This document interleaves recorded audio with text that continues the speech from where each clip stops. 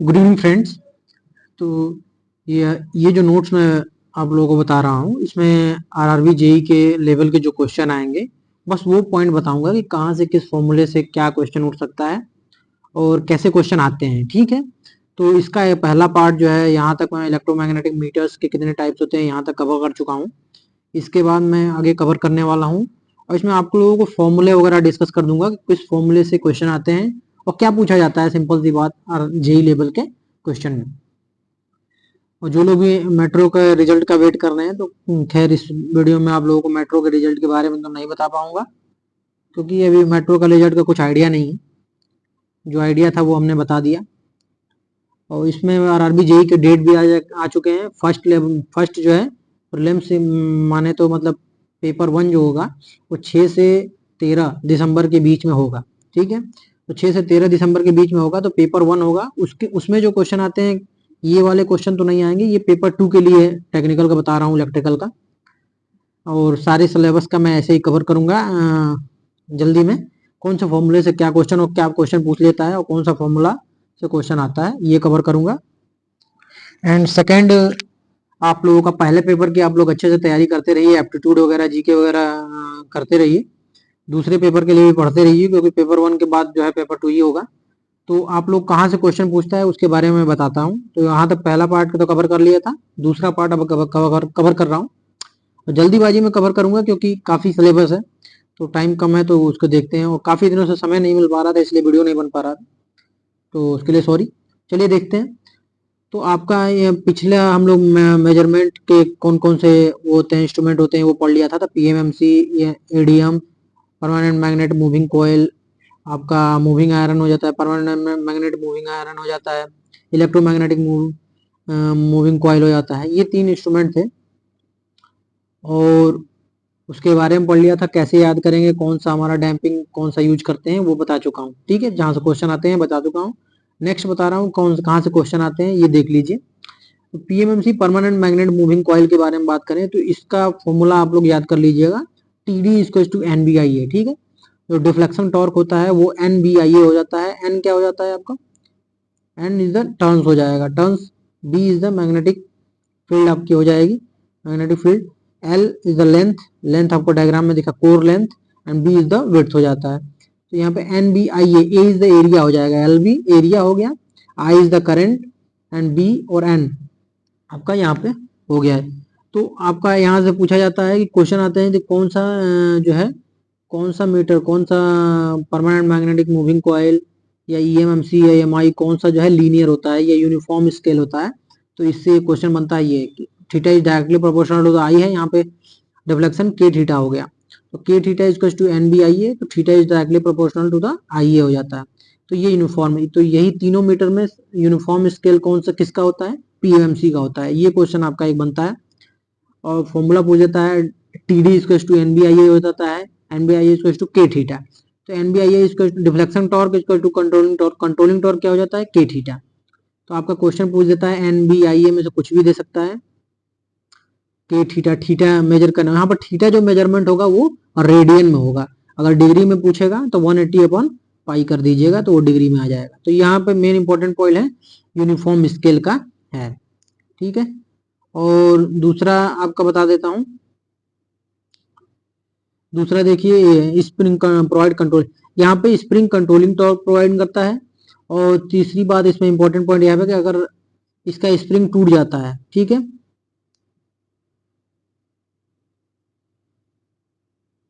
तो इसमें अगर स्प्रिंग टूट जाता है तो क्या होगा, डिफ्लेक्शन नहीं होगा। स्प्रिंग टूट जाता है तो पॉइंटर कहाँ पे, 0 पे आ जाएगा। ठीक है, ये इंपॉर्टेंट पॉइंट है। आगे बढ़ेंगे। फीचर्स, इससे मतलब फीचर्स क्या क्या है पीएमएमसी के। तो पीएमएमसी हमारा ओनली एवरेज, ये एवरेज मेजर करता है, एवरेज और डीसी क्वांटिटी मेजर कर सकता है। दूसरा क्या होता है, AC passing through PMMC instrument, pointer vibrates. अगर एसी पास करते हैं पीएमएमसी इंस्ट्रूमेंट से तो क्या करता है, पॉइंटर जो है जीरो जीरो पे ही वाइब्रेट करता रहेगा। ठीक है, ये दूसरा पॉइंट हो गया। तीसरा पॉइंट, अब एवरेज निकालते कैसे हैं। एवरेज सिंपल सी बात है, 1 अपॉन टाइम पीरियड इंटू 0 से t इंटीग्रेट करते हैं, ITDT। अगर एवरेज अगर कर्व दिया है तो एरिया अंडर कर्व कर दीजिएगा और टोटल टाइम पीरियड हो जाएगा। ठीक है, अगर अगर आपको ऐसा इक्वेशन दे दिया है, ठीक है, कि I naught plus I m on sine omega t plus I m two sine o two omega t, तो फ्रिक्वेंसी चेंज होती रही है, तो जो पहला होता है ना वही एवरेज होता है, तो I average is equal to I naught हो जाता है। ठीक है, अगर ऐसे दे दिया है आपका, अगर ऐसे दे दिया I equal to minus I naught ऐसे, तो इसमें भी माइनस आई नॉट एवरेज होता है। ठीक है, तो पीएमएमसी से यही पूछता है, इससे ज्यादा, जैसे में ये कर्व है तो इसका एवरेज निकाल लेंगे, ट्रायंगल का एवरेज, निगेटिव में एवरेज, ये इसका एवरेज डिवाइडेड बाई 20, तो ये हमारा आ जाता है। नेक्स्ट स्टूडेंट्स, आपको जेई में क्या पूछता है, ये क्वेश्चन वगैरह है, क्वेश्चन वगैरह बना, एडवांटेज पूछ लेता है कि पीएमएमसी के एडवांटेज क्या होते हैं। तो पीएमएमसी के एडवांटेज क्या होते हैं, high torque to weight ratio होता है, यहाँ पे high torque to weight ratio, higher sensitivity होती है। ठीक है, जस्ट क्वेश्चन आए हुए हैं, high torque to weight ratio, higher sensitivity, scale uniform होता है, मतलब सारे इंस्ट्रूमेंट में इसका पीएमएमसी का स्केल यूनिफॉर्म होता है या लीनियर बोल लीजिए। लेस पावर कंजम्पशन होता है, more accurate measurement of I and wave, voltage और करंट मेजरमेंट में मोर एक्यूरेट होता है। इसका सेल्फ सील्डिंग, एक इंपॉर्टेंट पॉइंट इसका ये है, पहला लीनियर होता है, यूनिफॉर्म होता है, दूसरा सेल्फ सील्डिंग होता है, मतलब बाहर का मैग्नेटिक इफेक्ट जो है इस पे इफेक्ट नहीं डालता है, इसीलिए इसका यूज कहाँ होता है, एयरक्राफ्ट और एरोस्पेस में होता है। और हायर एंगल ऑफ डिफ्लेक्शन होता है, ये कोई क्वेश्चन नहीं है। डिसएडवांटेज क्या होता है, डिसएडवांटेज का cost is higher than moving iron, मतलब इसका कॉस्ट जो है मूविंग आयरन और ईएमसी इन दोनों से जो होता है हायर होता है। Not suitable for AC measurement, ये तो सबको पता है, बस डीसी मेजर करता है। इसको बताया कि ईएमसी तो ये लैब में यूज करते हैं, ये ग्रीन वाला पॉइंट है ये बता रहा है कि ये लैब में यूज करते हैं, लैब में यूज करते हैं क्योंकि सेल्फ शेडिंग प्रॉपर्टी होती है। ठीक है, ईएमसी को लैब में नहीं यूज कर सकते हैं क्योंकि वो एरर शो करता है। अब सिंपल सी बात है, क्वेश्चन कहाँ से आते हैं, इनहेंसमेंट ऑफ मीटर रेंज से क्वेश्चन आते हैं। अमीटर इनहेंसमेंट, सिंपल सी बात है, अमीटर इनहेंसमेंट के लिए क्वेश्चन क्या आएंगे कि अमीटर को इनहेंसमेंट, मतलब अगर 5 एम्पियर मेजर कर रहा है तो अगर 10 एम्पियर मेजर करवाना है इसी मीटर से, तो हमने क्या करना है, हम लो रेजिस्टेंस यूज करते हैं पैरेलल में, अमीटर के पैरेलल में लो रेजिस्टेंस का यूज करते हैं। लो रेजिस्टेंस कनेक्ट कर देंगे अमीटर के पैरेलल में, जिसको मैग्नीन बोलते हैं, जो मैग्नीन से बना होता है, जो मैग्नीन से बना होता है। ठीक है, जो मैग्नीन से बना होता है, और लो रेजिस्टेंस जो है कनेक्ट कर देते हैं अमीटर के पैरेलल में, तो वो हमारा ज्यादा मेजर कर सकता है करंट। ठीक है,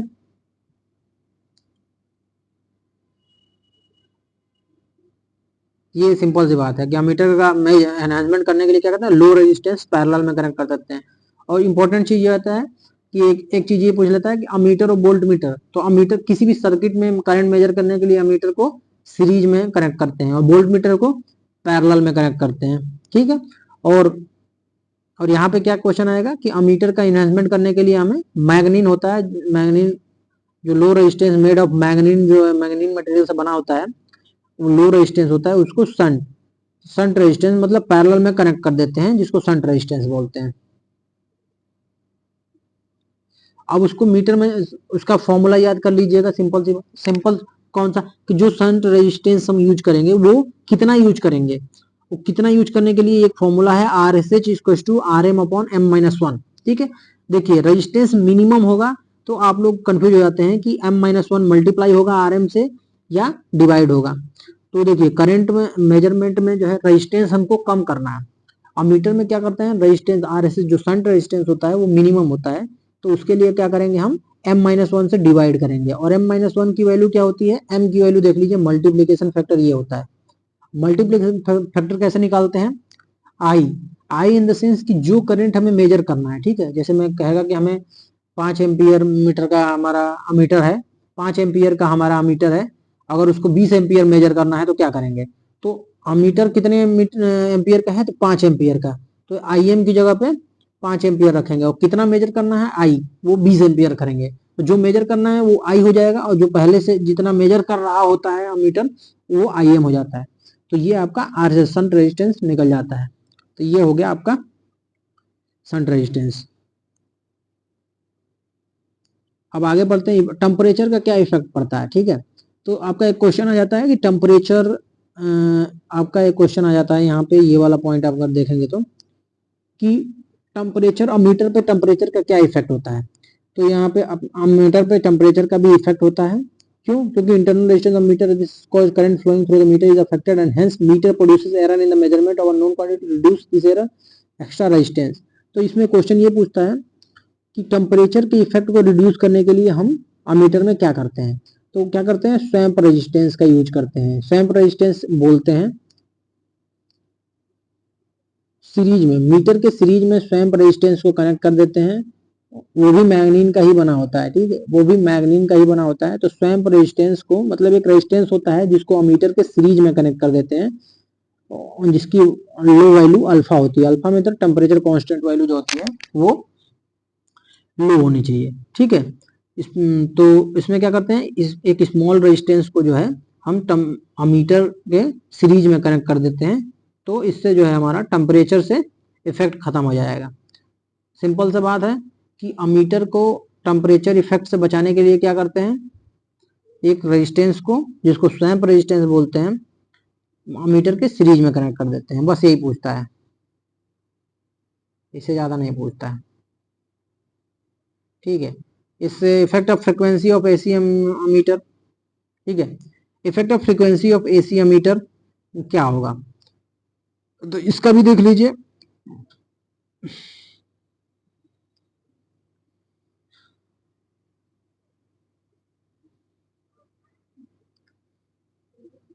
तो इसमें एक चीज लर्न करने वाली चीज है कि RMS quantity independent frequency and it is depending on heat effect, ठीक है। तो फ्रीक्वेंसी का इफेक्ट का कैसे बचा जा सकता है, इसका एक सिंपल सा फॉर्मूला है, shunt time constant is to meter time constant. क्या? सन टाइम कांस्टेंट और मीटर टाइम कांस्टेंट इक्वल होता है। सन टाइम कांस्टेंट बोले तो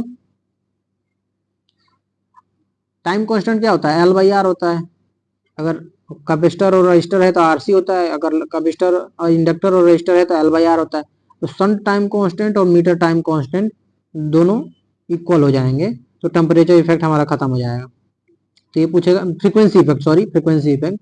तो अगर इंडिपेंडेंट ऑफ फ्रीक्वेंसी होना है, इंडिपेंडेंट ऑफ फ्रीक्वेंसी होना है तो क्या करना होगा हमें, effect of frequency on AC ammeter. जो एसी एमीटर किसे मूविंग आयरन और इलेक्ट्रोमैग्नेटिक मूविंग कॉइल जो होते हैं वो एसी एमीटर, क्योंकि एसी में मेजर करते हैं, तो अगर उनको फ्रीक्वेंसी से बचना है, ठीक है, फ्रीक्वेंसी का इफेक्ट इंडिपेंडेंट ऑफ फ्रीक्वेंसी हो जाए तो क्या होगा, सन टाइम कांस्टेंट और मीटर टाइम कांस्टेंट इक्वल हो जाएंगे।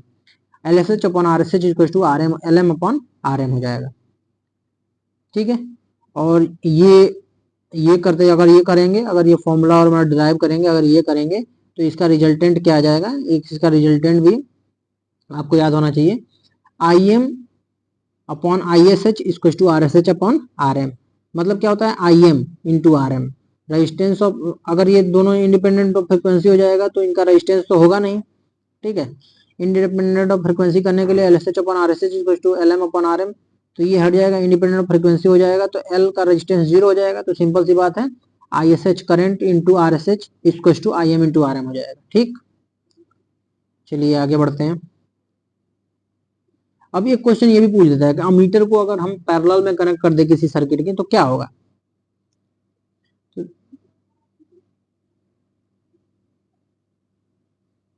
क्या होगा, बर्न हो जाएगा। सिंपल सी बात है, उसमें क्वेश्चन आता है क्या होगा, बर्न हो जाएगा। तो आपको लिखना है बर्न हो जाएगा, आंसर क्या होगा, बर्न हो जाएगा। पैरेलल कॉम्बिनेशन ऑफ अमीटर क्या हो जाएगा, पैरेलल कॉम्बिनेशन ऑफ अमीटर का खैर क्वेश्चन नहीं आता है इसमें, लेकिन देख लीजिए, पैरेलल कॉम्बिनेशन ऑफ अमीटर अगर मेजर करना है, पैरेलल कॉम्बिनेशन ऑफ अमीटर को मेजर करना है किसी, देखिए पैरेलल कॉम्बिनेशन ऑफ अमीटर करके हम हाई करंट को मेजर कर सकते हैं। तो हाई करंट को मेजर करने के लिए हमारा क्या होता है, यहाँ पे जो ये फॉर्मूला होता है, जो मिनिमम वोल्टेज होता है उस पर हम हाई करंट को मेजर कर सकते हैं। क्यों मिनिमम वोल्टेज क्यों ले रहे हैं, क्यों मिनिमम वोल्टेज इसलिए ले रहे हैं कि जो मीटर, मिनिमम वोल्टेज इसलिए ले रहे हैं कि यहाँ पे अगर मैक्सिमम वोल्टेज, मिनिमम वोल्टेज इसलिए ले रहे हैं कि सारे अमीटर जो है सरवाइव कर जाएंगे उस वोल्टेज पे। जो अगर सबसे कम हिम्मत वाला जो है अमीटर सरवाइव कर जा रहा है, तो ज्यादा हिम्मत वाला तो सरवाइव कर ही जाएगा, तो इसीलिए उसको यहाँ पे मिनिमम वोल्टेज का यूज करते हैं, ठीक है। और अगर ज्यादा मैक्सिमम का यूज कर लेंगे तो मिनिमम वाला हमारा काम नहीं कर पाएगा, इसलिए सारे मीटर को पैरेलल में कनेक्ट करने के लिए हम क्या करते हैं, मिनिमम वोल्टेज का यूज करते हैं। और उसके बाद क्या करेंगे, उसके बाद सिंपल सी बात है, पैरेलल में कनेक्ट करेंगे तो रेजिस्टेंस पैरेलल में होंगे, तो आई मैक्स का फॉर्मूला ये हो जाएगा हमारा, वी मिनिमम। ऐसे ये पूछता नहीं है, बस ये आपको याद रखना है कि मिनिमम वोल्टेज आपका यूज करते हैं पैरेलल कम्बिनेशन ऑफ अमीटर के लिए। और ये वाला याद करिए, अगर मिनिमम फुल स्केल, किसी भी अमीटर का मिनिमम फुल स्केल है तो उसकी सेंसिटिविटी क्या होगी, मैक्सिमम होगी। मिनिमम फुल स्केल मतलब मैक्सिमम सेंसिटिविटी। और इसका आप लोगों को दिख जाएगा, फॉर्मूला है, मिनिमम फुल स्केल मतलब मैक्सिमम सेंसिटिविटी हो जाती है। वोल्ट मीटर एनहांसमेंट के लिए क्या करते हैं, वोल्ट मीटर एनहांसमेंट के लिए क्या करते हैं, वोल्ट मीटर मेजर करने के लिए वोल्टेज पैरेलल में कनेक्ट करते हैं। तो सिंपल सा बात है, वोल्ट मीटर का रेजिस्टेंस बहुत हाई होता है, तो हाई रेजिस्टेंस का बहुत हाई रेजिस्टेंस एक जो है वोल्ट मीटर के सीरीज में कनेक्ट कर देते हैं, जिसका यूरेका मटेरियल का बना होता है, यूरेका। तो यूरेका का बना होता है, तो यूरेका का अगर कनेक्ट कर देते हैं तो रेजिस्टेंस हाई हो जाता है, तो करंट जीरो हो जाता है, जिससे एरर कम आता है, तो वोल्ट मीटर वोल्टेज मेजर कर लेता है। अब हमको हाई रेजिस्टेंस फाइंड करना है, तो आर एस जो सीरीज रेजिस्टेंस हम कनेक्ट करेंगे उस रेजिस्टेंस को फाइंड करना है, तो हमने बताया ना M-1 से मल्टीप्लाई करेंगे, क्योंकि ज्यादा रेजिस्टेंस चाहिए तो आर एम इंटू M-1, और यहाँ पे M क्या होगा, V बाई वी। जैसे वहां पे कम्यूटर में I अपॉन आई एम था, यहाँ पे V बाई वी एम हो जाएगा, मतलब वोल्ट मीटर जितना पहले मेजर कर रहा था वो VM, और जितना मेजर करवाना है वो V हो जाएगा, ठीक है, तो V बाई वी एम हो जाएगा। और वोल्ट मीटर की सेंसिटिविटी का एक फॉर्मूला यहाँ से आते हैं, क्वेश्चन बस यहीं से आता है, अगर न्यूमेरिकल क्वेश्चन आएगा तो यहीं से आएगा कि वोल्ट मीटर सेंसिटिविटी और फिगर ऑफ मेरिट, ये दोनों सेम होती हैं। तो वोल्ट, ये फॉर्मूला बस याद कर लीजिएगा कि volt meter sensitivity equals to figure of merit equals to 1 upon IFS। IFS क्या है, फुल स्केल करंट जो होता है वो हमारा वो है, equals to RS plus RM upon V, ohm per volt, ठीक है। RS plus RM series resistance plus meter का रेजिस्टेंस अपॉन V, मतलब वोल्टेज जो हमको मेजर करना है। ये हो गया आपका, ये सिंपल सा फॉर्मूला आपका हो गया। अब आगे चलिए, effect of frequency on AC metre.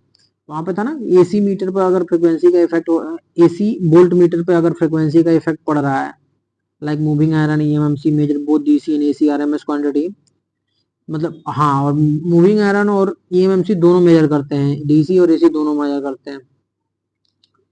तो एक फॉर्मूला ये भी याद कर लीजिएगा, अगर इफेक्ट ऑफ फ्रीक्वेंसी हमको हटानी है, फ्रीक्वेंसी का इफेक्ट अगर वोल्ट मीटर पर पड़ रहा है, तो क्या करेंगे, जो सीरीज रेजिस्टेंस हम कनेक्ट कर रहे हैं यूरेका का, उसके पैरेलल में कैपेसिटर, कंपेंसेटिंग कैपेसिटर लगा देंगे, ठीक है, CC। और उसकी वैल्यू क्या हो जाएगी, CC equal to 0.41 LM upon RS square. ये पूछ लेता है कि what is the value of compensating capacitor, तो 0.41 into LM meter inductance upon RS series resistance का स्क्वायर हो जाता है। ये याद कर लीजिएगा बस। आगे क्वेश्चन वगैरह है, वोल्ट मीटर अगर हमको सीरीज में कनेक्ट करके वोल्टेज मेजर करना है तो क्या लीस्ट करंट का यूज करते हैं, ठीक है, IM। तो कम जो लो पावर का वोल्ट मीटर है वो कम करंट, उसको भी साथ में लेके चलना है, इसलिए मिनिमम करंट का यूज करते हैं हम। अगर वोल्टेज सीरीज में कनेक्ट कर रहे हैं तो मिनिमम करंट का यूज करते हैं वोल्टेज फाइंड करने के लिए, ठीक है। Minimum current flowing through the meter from this minimum current maximum voltage measure by the combination can be calculated. अब वोल्ट मीटर और मीटर के बीच में कंपैरिजन क्या होगा, जितना हम लोगों ने पढ़ा है, वो देख लेते हैं। अमीटर लो रेजिस्टेंस डिवाइस हो जाता है, high resistance device voltmeter. Ammeter का it must have connected in series to the load, connected to the parallel to the load और supply. Ammeter with minimum full scale have higher sensitivity, minimum full scale होगा तो higher sensitivity होगी, क्योंकि sensitivity की formula देखे है ना, figure of merit equal to sensitivity equal to 1 upon IFS। Full scale current कम होगा तो हमारा सेंसिटिविटी हायर होगी। Voltmeter with higher sensitivity having less loading effect so that accuracy is improve. Loading effect क्या होता है, loading effect आपको अगला लाइन में बता देंगे। लोडिंग इफेक्ट लेस लोडिंग, मतलब अगर सेंसिटिविटी हाई रहेगी वोल्ट मीटर की तो लोडिंग इफेक्ट कम होगा। अब इसको पढ़ लीजिए, ये जो हमने बताया है वही इसमें लिखा हुआ है, ठीक है, तो इसको दोबारा करने की जरूरत नहीं है, पढ़ लीजिए। लोडिंग इफेक्ट के लिए volt meter low resistance it is used to measure the voltage across any load. अगर लो रेजिस्टेंस रहेगा, हमारे लोडिंग इफेक्ट क्या होता है, अगर लो रेजिस्टेंस रहेगा किसी भी वोल्ट मीटर का तो टोटल करंट उधर ही चला जाएगा, तो इसलिए वोल्टेज मेजरमेंट गलत आएगा, ठीक है। तो अगर हाई वोल्टेज रहे, हाई रेजिस्टेंस रहेगा तो रॉन्ग वैल्यू रीड करता है। अगर वोल्ट मीटर का रेजिस्टेंस कम होगा तो टोटल करंट डाइवर्ट होकर उधर ही आ जाएगा, उस साइड ही वोल्ट मीटर में ही आ जाएगा, तो वोल्टेज एग्जैक्ट मेजर नहीं कर पाएगा। तो इसलिए जो है उसी को लोडिंग इफेक्ट बोलते हैं।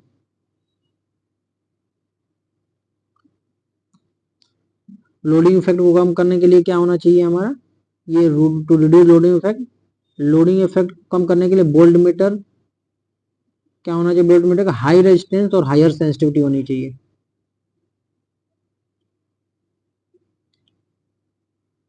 आगे देखते हैं आप लोगों का क्वेश्चन कहाँ से आता है।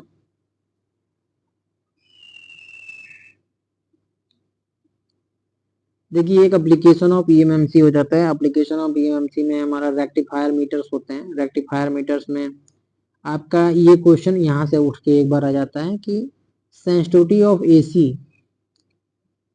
जो सेंसिटिविटी ऑफ एसी जो होता है हाफ वेव रेक्टिफायर मीटर और फुल वेव रेक्टिफायर मीटर होता है। सेंसिटिविटी ऑफ एसी जो होता है, सेंसिटिविटी ऑफ एसी इसको टू 0. अगर हाफ वेव रेक्टिफायर मीटर है तो सेंसिटिविटी ऑफ एसी इसको to 0.45 times of sensitivity of DC हो जाता है। ये याद रखिएगा, ये आ जाता है current sensitivity. Full wave rectifier meter है तो यहाँ पे ये पूछ लेता है कि करंट सेंसिटिविटी ऑफ एसी इसको to 0.9 times of current sensitivity of DC हो जाता है।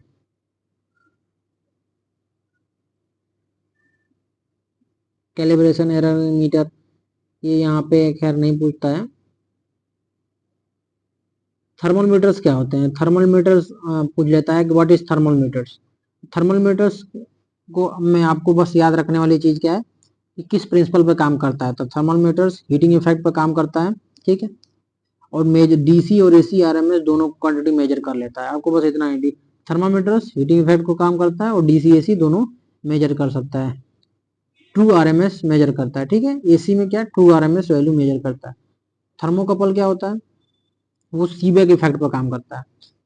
ये 2-3 पॉइंट बस याद रखने। थर्मोकपल सीबेक इफेक्ट पर काम करता है और सीबेक इफेक्ट क्या, सीबेक इफेक्ट आपको पता ही होगा, जंक्शन दो डिफरेंट मेटल होते हैं, ये लिखा हुआ है दूसरी लाइन में आपको। दूसरी मेटल होता है, टेम्परेचर डिफरेंस की वजह से जो है हमारा करंट फ्लो करता है, वो एक सीबेक इफेक्ट है।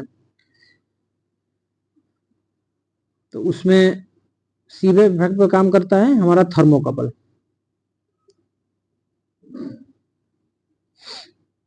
और ये पीएमएमसी विच इज कैलिब्रेटेड, इसका एप्लीकेशन यूज कहाँ होता है, थर्मोकपल का यूज कहाँ करते हैं, communication application for measurement of high frequency current, ठीक है। थर्मोकपल का यूज क्या होता है, use for communication application for measurement of high frequency.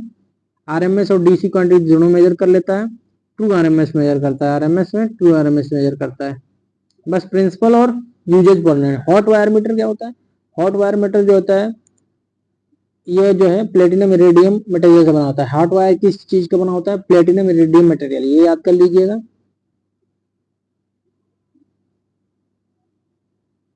इसका प्रिंसिपल क्या होता है, आई स्क्वायर आर लॉसेस पर काम करता है, ठीक है। जितना आई स्क्वायर आर लॉसेस होगा, हीट होगा, उससे ये देखिए हॉट वायर है ये हो जाता है। जितना ये नीचे आएगा सैग बनेगा और ये घूमेगा तो पॉइंटर घूम जाएगा, ठीक है। एडवांटेज क्या होता है इसका, एसी और डीसी करंट दोनों मेजर कर लेता है, मेजर टू आरएमएस, ठीक है। ये भी communication application for measurement of high frequency use होता है, ठीक है। डिसएडवांटेज क्या होता है, ये टाइम बहुत ज्यादा लेता है, ठीक है। हीट होगा फिर डिफ्लेक्ट होगा तो टाइम बहुत ज्यादा लेता है।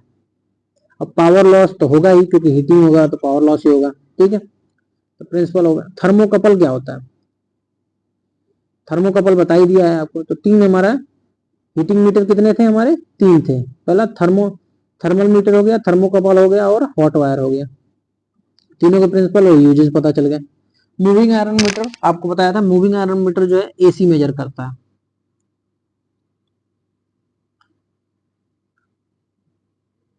और कौन थर्मोकप मूविंग आयरन में कौन सा डैम्पिंग यूज करते हैं, डैम्पिंग हमारा एयर फ्रिक्शन डैम्पिंग का हमको पहले बता चुके हैं, पहले पार्ट में बता चुका हूं कि ये क्वेश्चन पूछता है कि किस प्रकार का डैम्पिंग यूज करता है, तो एयर फ्रिक्शन डैम्पिंग यूज करता है। और इसमें स्प्रिंग डैम्पिंग यूज नहीं होता है, ठीक है। स्प्रिंग डैम्पिंग यूज नहीं होता है, इसलिए क्या होता है, ये इंडिपेंडेंट ऑफ स्प्रिंग, अगर स्प्रिंग टूट भी जाए तो भी ये पॉइंटर मैक्सिमम पोजीशन पर मूव कर जाएगा। देखिए अट्रैक्टिव मूविंग आयरन ऐसा होता है, रिपल्सिव मूविंग आयरन इससे ऐसा होता है। आपसे पूछेगा क्या, ये सिंपल सी बात है, सिंपल सी बात, आपसे पूछेगा क्या ये बता देता हूँ। आपसे पूछेगा ये डिफ्लेक्टिंग टॉर्क का formula T D equals to half I square D L by D theta, ठीक है, ये आप याद कर लीजिएगा। और कंट्रोलिंग टॉर्क होता है के थीटा, कंट्रोलिंग टॉर्क के थीटा।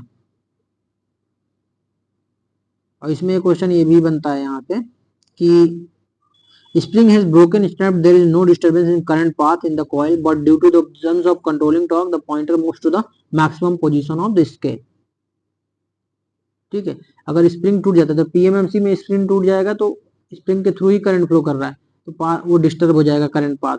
लेकिन यहाँ पर अगर स्प्रिंग टूट जाएगा तो भी करंट पाथ में डिफरेंस नहीं होगा, लेकिन पॉइंटर जो है कंट्रोल नहीं होगा, मैक्सिमम पोजीशन पे चला जाएगा, ठीक है, ये याद रखिएगा। रिफ्लेक्टिंग टॉर्क इसमें क्या हो जाएगा, ये हो जाएगा half I square D L by D theta, controlling torque के थीटा हो जाता है। इसमें एक चीज याद करें, ये नॉन लीनियर होता है, ठीक है, नॉन यूनिफॉर्म स्केल होता है इसके। लीनियरिटी क्या होता है, कंडीशन क्या होता है, D L theta D L by D theta equal to constant होना चाहिए।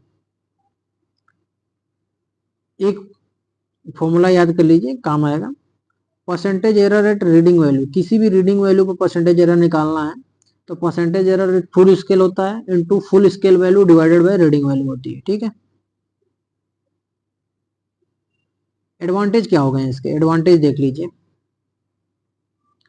एडवांटेज तो हो गए, दोनों मेजर कर सकता है, एडवांस रोबस्ट है, सिंपल कंस्ट्रक्शन में ये नहीं पूछता है, मतलब momentarily since the tension important moving part of instrument so the cheapest capable of giving accuracy with in limit the cost is less compared, ये याद कर लीजिए बस कि ये एसी और डीसी मेजर कर लेता है। और छठवां पॉइंट याद कर लीजिए, कॉस्ट कम होता है कंपेयर टू जो पीएमएमसी था उससे कॉस्ट कम होता है,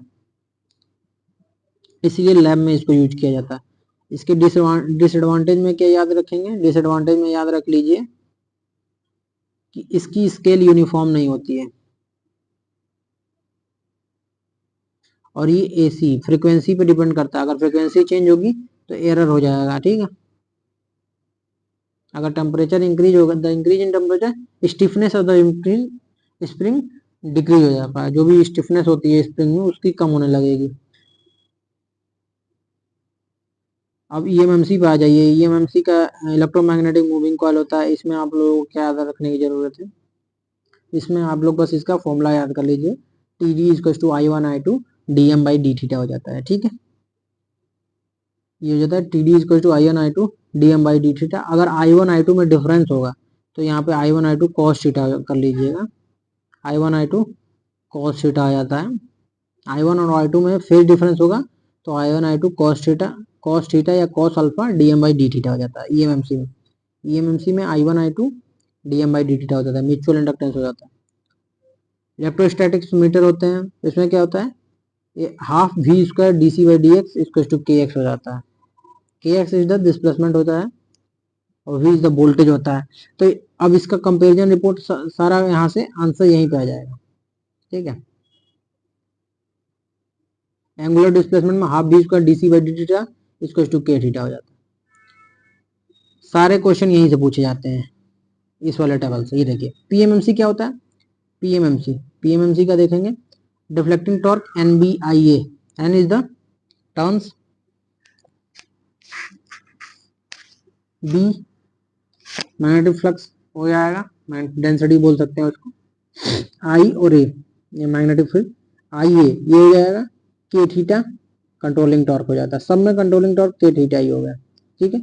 ये लीनियर होता है, ये डीसी बस डीसी करंट और वोल्टेज मेजर करता है। मूविंग आयरन का क्या होता है, half I square D L by D theta, ये डीसी एसी आरएमएस दोनों मेजर करता है। ये नॉन लीनियर होता है, लीनियर बनाने के लिए theta D L by D theta equal to constant होने चाहिए। ईएमएमसी या इलेक्ट्रोमैग्नेटिक मूविंग कॉइल इलेक्ट्रोडायनामोमीटर जो होता है, ये इसका formula I square d M by D theta या I one I two d M by D theta, या अगर उनके फेज डिफरेंस हो तो I one I two cos alpha D M by D theta हो जाता है। ये भी डीसी एसी आरएमएस मेजर करता है, इसको लीनियर बनाना है तो ये हो जाएगा। इलेक्ट्रोस्टैटिक्स अगर है मेजरमेंट कर रहा है तो half V square DC by D theta K theta. इसका इंपॉर्टेंट पॉइंट ये है कि ये बस वोल्टेज मेजर करता है, इलेक्ट्रोस्टैटिक्स बस वोल्टेज मेजर करता है, करंट मेजर नहीं करता है, ठीक है।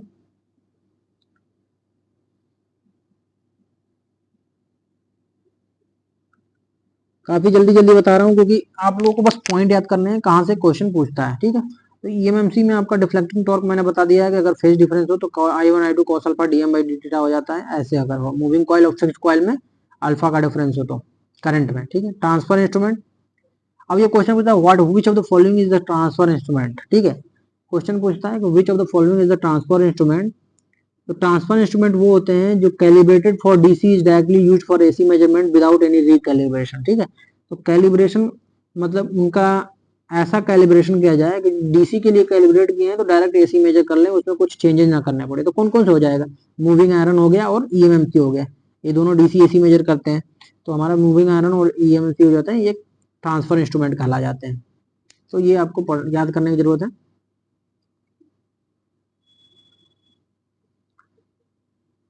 तो स्केल यूनिफॉर्म होता है पीएमएमसी का, बाकी का क्या होता है, आई स्क्वायर का प्रोपोर्शनल होता है, आपने फॉर्मूला में देखा होगा।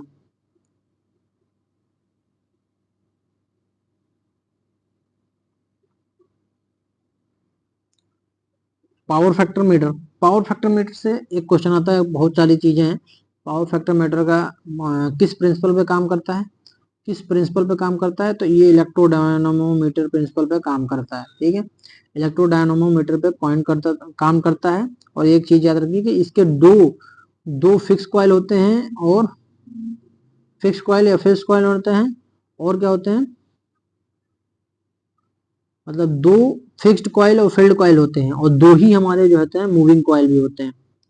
मूविंग कॉइल दो होते हैं, या क्रॉस्ड कॉइल, क्रॉस्ड कॉइल को बोलते हैं 90 डिग्री पे होते हैं। ये चीज याद रखें। पावर फैक्टर मीटर क्या होता है, जो होता है इलेक्ट्रोडायनामोमीटर पे काम करता है, इलेक्ट्रोडायनामोमीटर प्रिंसिपल पे काम करता है। दो फिक्स्ड कॉइल होते हैं, दो मूविंग कॉइल होते हैं, जो मूविंग कॉइल होते हैं वो परपेंडिकुलर होते हैं ईच अदर, ठीक है।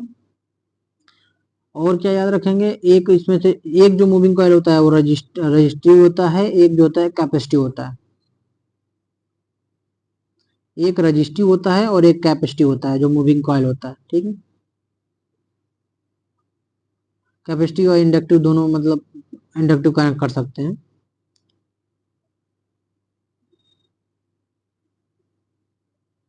जो डिफ्लेक्शन एंगल होगा वो पावर फैक्टर एंगल होगा। जो अगर ये अगर वर्क करता है, करंट सप्लाई अप्लाई करेंगे, तो जो हमारा ये थीटा डिफ्लेक्टिंग एंगल होगा वही हमारा पावर फैक्टर एंगल हो जाएगा।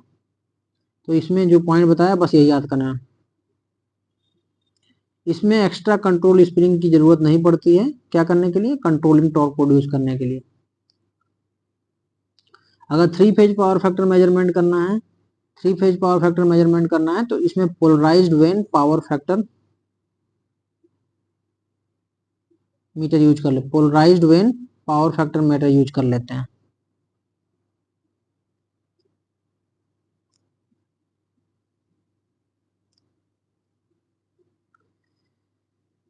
इसमें होता है कि सिंगल होता है, सिंगल फेज जो मीटर होता है वो अफेक्ट होता है किससे, हार्मोनिक सिग्नल से अफेक्ट होता है। तो इसका कुछ नहीं है, इसमें बस यही आपको जो प्रिंसिपल याद करने से वही हो जाता, वही याद कर लीजिए बस।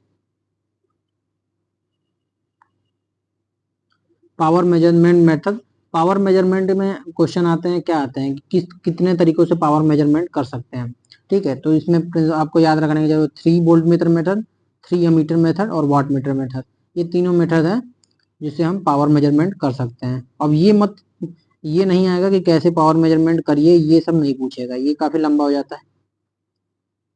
वाट मीटर, वाट मीटर में आपको क्या ध्यान रखने का, ये भी जो है ये भी इलेक्ट्रोडायनोमोमीटर प्रिंसिपल पे काम करता है। वाट मीटर इलेक्ट्रोडायनोमोमीटर प्रिंसिपल पे काम करता है। इसमें क्या होता है, दो फिक्स्ड कॉइल होता है, ठीक है। जैसे एक दो दो फिक्स्ड कॉइल होगा और एक ही मूविंग कॉइल होगा, एक ही मूविंग कॉइल होगा, मूविंग कॉइल एक ही होगा, और वो क्या होगा, हाईली रजिस्टिव होगा। तो ये यहाँ पे याद रखने बस तीन चीजें हैं, क्या क्या, इलेक्ट्रोडायनोमोमीटर प्रिंसिपल पे काम करता है, ठीक है। दो फिक्स्ड कॉइल होते हैं और एक मूविंग कॉइल होता है। जो मूविंग कॉइल होता है वो हाईली रजिस्टिव होता है, क्योंकि आगे चल के एक मीटर है जो एनर्जी मीटर होता है। एनर्जी मीटर में हमारा पोटेंशियल कॉइल जो हाईली रजिस्टिव होता है इसको पोटेंशियल कॉइल बोलते हैं, ठीक है।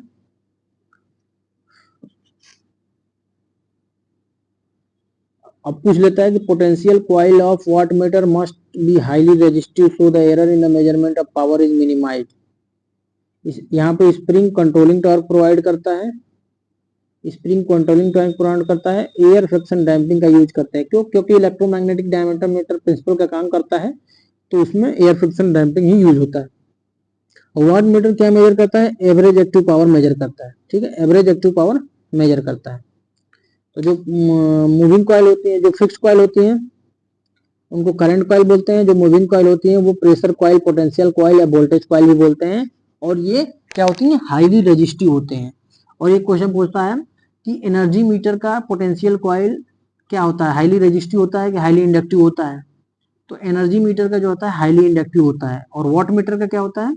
ये हाईली रेजिस्टिव होता है। ये क्वेश्चन पूछा जा चुका है। जो डिफ्लेक्शन होगा वो हमको एवरेज पावर हमको प्रोवाइड करेगा। Theta is directly proportional to P है। तो ये याद करें, वॉट मीटर क्या होता है? लीनियर होता है। स्केल इसका क्या होता है? ये भी याद कर लीजिएगा, लीनियर होता है, क्योंकि power average directly proportional to theta, मतलब स्केल लीनियर होगा। और वॉट मीटर का पावर मेजर कैसे करते हैं?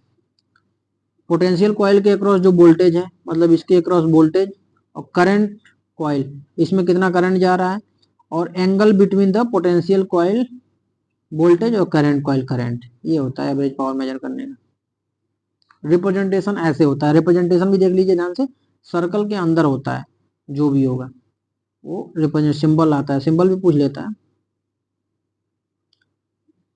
एवरेज पावर क्या था? 1/2 पाई जो 0 to V I D omega D. तो अब इसमें देख लीजिए, करंट कॉइल है, पोटेंशियल कॉइल है, तो करंट पोटेंशियल कॉइल का फॉर्मूला कॉस में है, साइन में है, तो एक ही में ले आइए, कॉस साइन में ले आइए, साइन में ले आएंगे तो फेज डिफरेंस करंट कॉइल में यहाँ पे और यहाँ पे फेज डिफरेंस आ रहा है।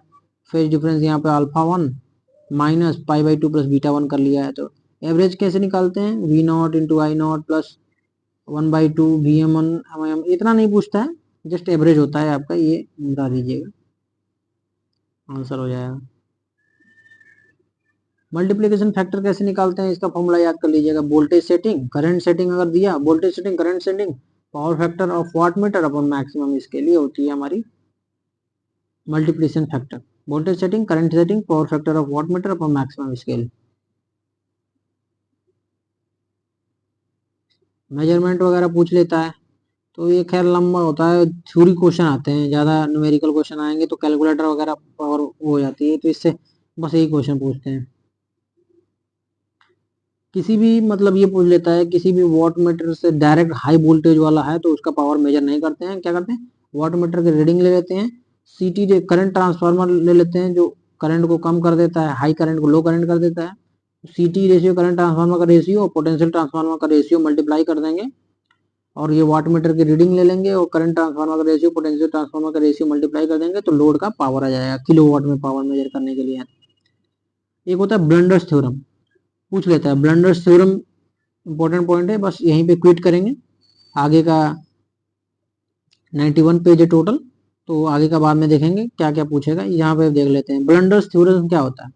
If the power is carries by n phase and if neutral is selected as common, then for measurement of total power in n phase n wire system the minimum number of wattmeters required are n wattmeter। कहने का मतलब ये है कि अगर 3 phase है, ठीक है, 3 फेज है 4 वायर सिस्टम, मतलब 3 फेज 1 2 3 और एक न्यूट्रल भी कनेक्टेड है, ठीक है, तो अगर न्यूट्रल भी कनेक्टेड है, टोटल पावर, अगर न्यूट्रल को हम कॉमन लेते हैं क्या, टोटल पावर मेजर करने के लिए इसमें, तो हमको 3 वाट मीटर की जरूरत पड़ेगी, 1 2 3 वाट मीटर की जरूरत पड़ेगी, ठीक है। अगर 3 फेज है, अगर न्यूट्रल को कॉमन लेते हैं तो 3 वाट मीटर की जरूरत पड़ेगी, ये कहने का इसका मतलब ये है। अगर एन फेज है, एन वायर सिस्टम है जिसमें न्यूट्रल को अगर कॉमन लेते हैं तो एन वाट मीटर की जरूरत पड़ेगी। अगर इसमें से 1 फेज इज कॉमन, मतलब अगर न्यूट्रल नहीं रहता है, इसी को कॉमन ले लेते हैं, या आर को या बी को या वाई को, आर या बी या वाई को कॉमन ले लेते हैं, तो हम n-1 1 वाट मीटर कम कर सकते हैं। मतलब अगर न्यूट्रल को हम कॉमन नहीं लेते हैं, न्यूट्रल को हटा देते हैं, तो अगर किसी एक लाइन को, इस वाली लाइन को कॉमन ले लेते हैं तो 2 वाट मीटर से कॉमन चल जाएगा, इसका यहाँ पे कनेक्ट हो जाएगा और इसका यहाँ पे, तो हम पावर मेजर कर लेंगे। तो ब्लंडर्स थ्योरम यही कहता है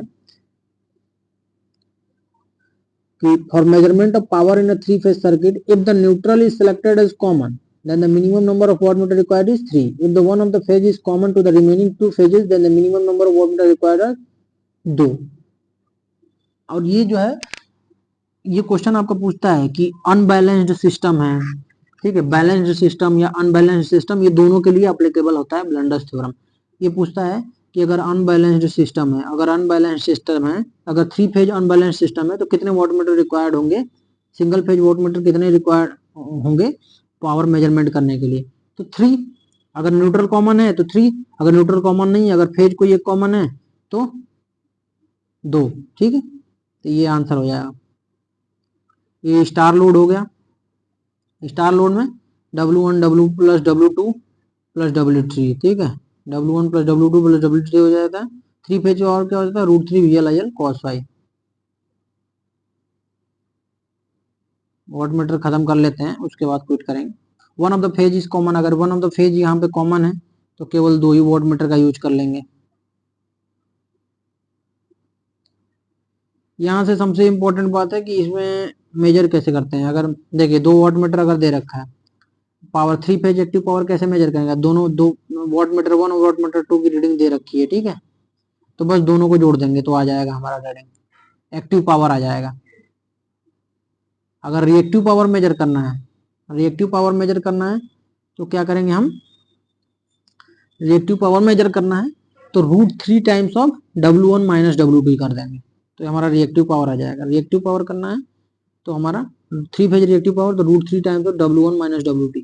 एक क्वेश्चन आया था, मैंने एक क्वेश्चन देखा था, वहां पे क्वेश्चन आया था कि लैग लोड, अगर लैग लोड हो तो क्या 3 फेज एक्टिव पावर क्या होगा, तो उसमें माइनस लगा दीजिएगा, ठीक है, आगे निगेटिव साइन आ जाएगा लैग लोड के लिए और पॉजिटिव साइन आ जाएगा लीड लोड के लिए, ठीक है। अब क्वेश्चन यहाँ से आते हैं, ठीक है, सारे पावर वॉट मीटर के क्वेश्चन यहीं से आते हैं। कैसे, measurement of load power factor, ये देखिए यहीं से क्वेश्चन यहीं से आएंगे। क्वेश्चन ये होता है कि फाई हमको मेजर करना होता है, फाई पावर फैक्टर मेजर करना होता है। पावर फैक्टर का एंगल जो होता है cos फाई होता है पावर फैक्टर, तो अगर लोड पावर फैक्टर मेजर करना है तो फाई मेजर करना पड़ेगा। तो फाई क्या हो जाता है हमारा, tan इनवर्स माइनस √3 ω1 माइनस ω2 अपन ω1 प्लस ω2 होता है। ये हमारा हो जाता है रीडिंग ऑफ वाट मीटर हो जाएगा। अगर लैग लोड है तो माइनस वाला बताया, लीड लोड है तो प्लस हो जाएगा, ठीक है। ये आपका फॉर्मूला याद रखिएगा। कैलकुलेट cos फाई होता है पावर फैक्टर हो जाता है। और ये वाला टेबल हमें याद रखना है। टेबल याद कैसे रखेंगे, सिंपल सी बात है, क्वेश्चन आता कहाँ से है, टेबल याद रखने की जरूरत नहीं है।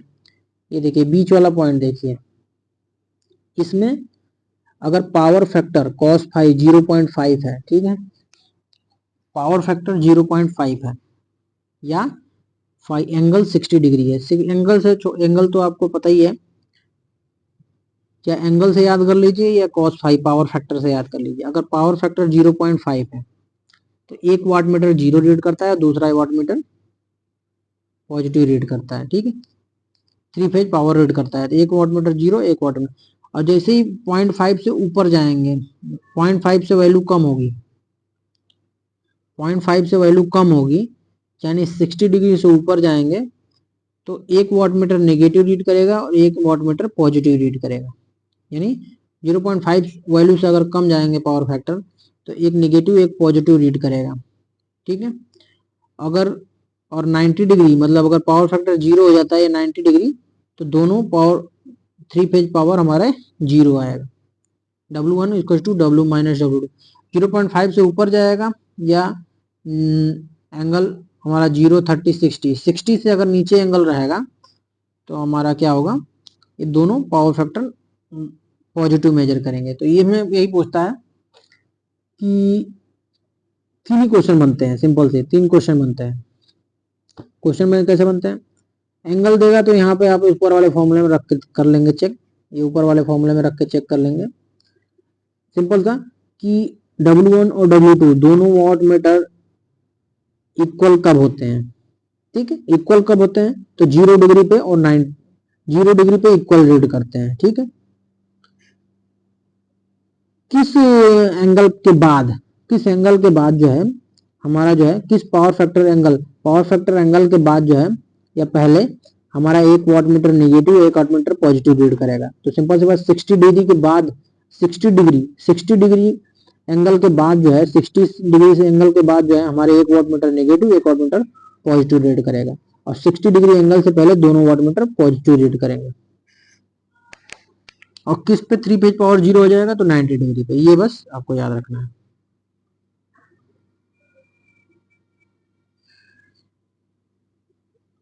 रिएक्टिव पावर कैसे मेजरमेंट करते हैं? पावर फैक्टर का यूज करके, मतलब वाट मीटर का यूज करके रिएक्टिव पावर कैसे मेजर कर सकते हैं, ये पूछ देता है। तो इसके लिए आप लोग ध्यान रखिएगा कि वो एक फेज में वाट मीटर का करंट कॉइल होगा और दूसरा पोटेंशियल कॉइल जो होगा उसका एक एंड जो है दूसरे फेज में और दूसरा एंड दूसरे फेज में। तो इस अगर ऐसे कनेक्शन लगाते हैं तो हम रिएक्टिव पावर मेजर कर लेते हैं। जो रीडिंग आएगी W आएगी उसको √3 से मल्टीप्लाई कर देंगे तो रिएक्टिव पावर आ जाता है। अगर ऐसे कनेक्शन करके अगर पावर दे रखा है तो 3 फेज रिएक्टिव पावर क्या होगा? √3 टाइम्स ऑफ W हो जाएगा। ये आपका वाट मीटर खत्म हो गया। एरर वगैरह पूछ लेता है। एरर इन वाट मीटर्स क्या होते हैं? एरर इन वाट मीटर्स होता है तो पोटेंशियल कॉइल कनेक्शन का एरर होता है I²RC/PT और V²/RS। एक क्वेश्चन यहाँ से आ जाता है, ये वाला याद रखिएगा। I²RC, RC is the current coil resistance और RS is the potential coil resistance हो जाता है और V is the input voltage, I is the current. तो I²RC = V²/RS, ये याद रखिएगा बस।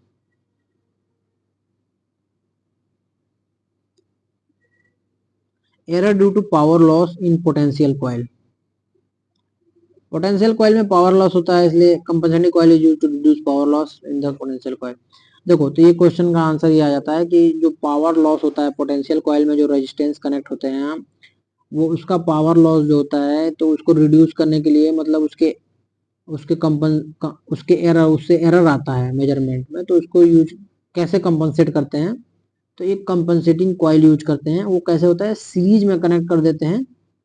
पोटेंशियल कॉइल के सीरीज में जो है हम कनेक्ट कर देते हैं कंपनसेटिंग कॉइल को, जो एरर को रिड्यूस कर देता है।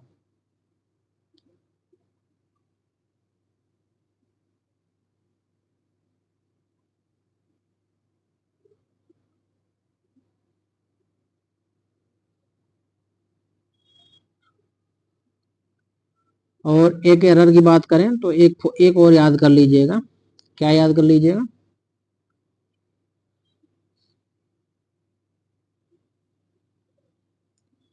याद कर लीजिएगा, हमारा सिंपल से चीज बता दे रहा हूँ, ये याद कर लीजिएगा। ये पूछ देता है कि परसेंटेज एरर निकालते हैं ना, परसेंटेज एरर हमारा हो जाता है। तो ये वाला पॉइंट याद कर लीजिएगा कि वाट मीटर में परसेंटेज एरर क्या होता है? अगर लैग लोड है तो 10 phi 10 बीटा इंटू 100, और अगर लीड लोड है तो -10 phi 10 बीटा इंटू 100 हो जाता है। ठीक है, ये percentage error in wattmeter. और फाई तो बता दीजिए, पावर फैक्टर एंगल हो गया। बीटा क्या हो गया? बीटा जो पोटेंशियल कॉइल हमारा ये होता है, पोटेंशियल कॉइल जो हमारा ये पोटेंशियल कॉइल होता है जिसमें रेजिस्टेंस कनेक्टेड होता है, तो ये L और ये मतलब ये XL हो गया और ये RS हो गया। तो बीटा क्या हो जाता है? बीटा जो होता है वो tan इनवर्स XL/R हो जाता है। ये हमारा बीटा हो गया। जो पोटेंशियल कॉइल का एंगल होगा वो बीटा हो जाएगा। बस ये आपका वाट मीटर खत्म।